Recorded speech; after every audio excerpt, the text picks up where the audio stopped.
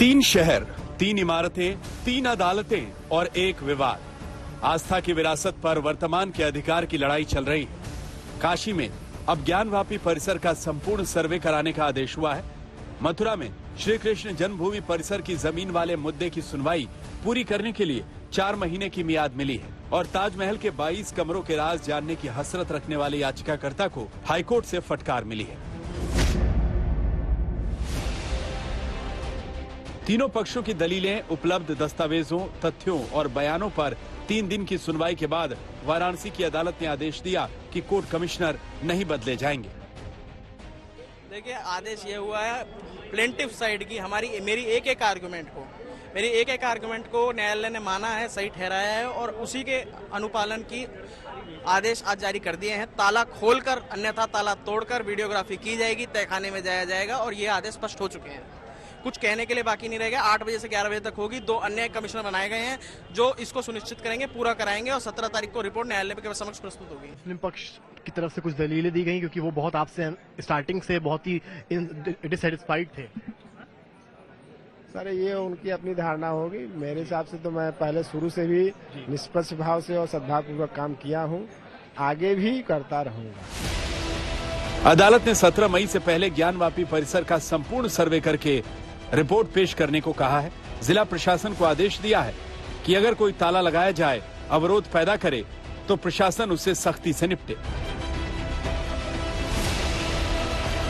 बात होती है, वो सब चाहते थे कि एक बार सारी चीजें सामने सामने आ जाए, सामने पता चल जाए कि दूध का दूध क्या है, पानी का पानी क्या है, ताकि उसके आगे फिर जाकर ये मामला आगे बढ़े। कोशिशें बहुत समय से की गई हैं, कोशिशें 1991 से की गई हैं, लेकिन किसी न किसी कारण वो बात आगे बढ़ नहीं पाती थी। जिन 5 महिलाओं की अर्जी पर वाराणसी की अदालत ने ज्ञानवापी परिसर में सर्वे का आदेश दिया है, वो अदालत के आदेश से संतुष्ट हैं। ये बताइए, आप सभी लोग मौजूद रहीं, आप लोगों ने इस लड़ाई को लड़ा है, क्या अंदर कोर्ट ने कहा? कोर्ट ने ये कहा कमीशन जांच होगी और अगर किसी भी कारणवश नहीं होगा तो ताला तोड़कर जांच होगी। यहाँ तक कि ताला तोड़ने की बात? जिलाधिकारी को आदेश हो गया। जिलाधिकारी को आदेश हुआ। ये बताइए, ये तो शुरुआत लड़ाई आप लोगों ने लड़ी थी श्रृंगार गौरी को लेकर, बहुत बड़ी जीत हुई आज हम लोगों की और इसका अब जांच जो होगी तो भव्य मंदिर बनेगा। माँ शक्ति की जीत हुई, सत्य सामने आएगा।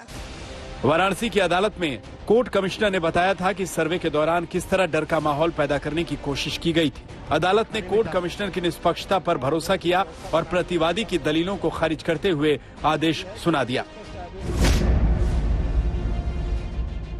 अदालत ने आदेश में कहा है कि याचिकाकर्ताओं की मांग के मुताबिक ज्ञानवापी परिसर के हर हिस्से का सर्वे होना चाहिए। अदालत के आदेश की महत्वपूर्ण बातें ये हैं कि ज्ञानवापी परिसर का संपूर्ण सर्वे होगा। कोर्ट कमिश्नर अजय मिश्रा बने रहेंगे। विशाल सिंह, अजय प्रताप सिंह भी कोर्ट कमिश्नर नियुक्त किए गए। सर्वे में अवरोध करने वालों पर दंडात्मक कार्रवाई 17 मई से पहले सर्वे कर रिपोर्ट पेश की जाए। हमने कमीशन की कार्रवाई पर उठाया था कि कमीशन को बदल दिया जाए। उन्होंने कमीशन को न बदल करके एक कमीशन के बजाय 3 कमिश्नर को नियुक्त कर दिया और वो आदेश वो भी पता नहीं कहां से उनको मिला। सबके नाम और पते सब कुछ उनको मिल गए। उन्होंने किसके स्पष्ट आदेश नहीं था, वो अब हो गया है? नहीं, स्पष्ट आदेश पहले नहीं था, अब आदेश कर दिया उन्होंने। ठीक है, सख्ती से इसको पालन कराने की भी बात कोर्ट ने कही। प्रशासन को कहा गया सख्ती से पालन करेगी प्रशासन इसका। ज्ञानवापी मामले में याचिकाकर्ताओं ने मांग की है कि श्रृंगार गौरी मंदिर में दैनिक पूजा पाठ का अधिकार वापस दिलाया जाए, क्योंकि 1991 तक मंदिर में दैनिक पूजा होती थी, जबकि मस्जिद कमेटी विरोध कर रही है कि वो दशकों से बंद तहखानों को नहीं देखने देंगे। वाराणसी से श्वेता सिंह, अभिषेक मिश्रा और समर्थ श्रीवास्तव के साथ आज तक ब्यूरो। तो ज्ञानवापी के तहखाने का राज सामने आएगा कि आखिर वहां पर क्या है, राज है, नहीं है, या फिर कैमरे से वीडियो के जरिए सामने आएगा, तो क्या तस्वीर साफ होगी। लेकिन शहजाद पूनावाला जी, पिटिशनर्स कोई है, फैसला कोर्ट दे रहा है, मुस्लिम पक्ष विरोध कर रहा है, लेकिन बीजेपी पर कहा जाता है कि आपको ये पॉलिटिक्स सूट करती है। अयोध्या में जाकर आपको पूरे मामले को उठाकर अभी शांति नहीं मिली है, चुनाव के मद्देनजर आपको ये पॉलिटिक्स सूट करता है, इसलिए आप सपोर्ट करते हैं। इस पर आपका जवाब? सबसे पहले अंजना जी, क्योंकि वकील भी बैठे हैं जिन्होंने ये पक्ष की लड़ाई लड़ी है, सबसे पहले ओम नमो पार्वती पते हर हर महादेव। आज महादेव की जीत हुई है, आज विश्वेश्वर जी की जीत हुई है, आज सत्य की जीत हुई है, सनातन की जीत हुई है, संविधान की जीत हुई है और सर्वे की जीत हुई है। यहां से हर हर महादेव का नारा नहीं आया, आपने देखा होगा, यहां से हर हर महादेव का नारा नहीं आया। पर मैं आपको बताता हूं, देखिए आज ज्ञानवापी मुद्दा नहीं है, आज ज्ञानवापी केवल मुद्दा नहीं है, मुद्दा है संविधान पापी का, एसपी इकोसिस्टम का। ज्ञानवापी के नाम पर जो ये एसपी संविधान पापी इकोसिस्टम है, ये क्या बोलता है? कानून पारित होता है, हम कागज नहीं दिखाएंगे। लाउडस्पीकर का आदेश आता है सुप्रीम कोर्ट का, हम लाउडस्पीकर नहीं उतरवाएंगे, हम सर्वे नहीं करवाएंगे, हम बुलडोजर नहीं चलवाएंगे, हम अतिक्रमण करते जाएंगे और संविधान गाएंगे, फिर शरिया वकालत करते जाएंगे। ये इनका आज संविधान पापियों की हार है। और मैं आपको बताना चाहता हूं, देखिए कौन है संविधान पापी नंबर 1। ये संविधान पापी नंबर 1 अखिलेश यादव।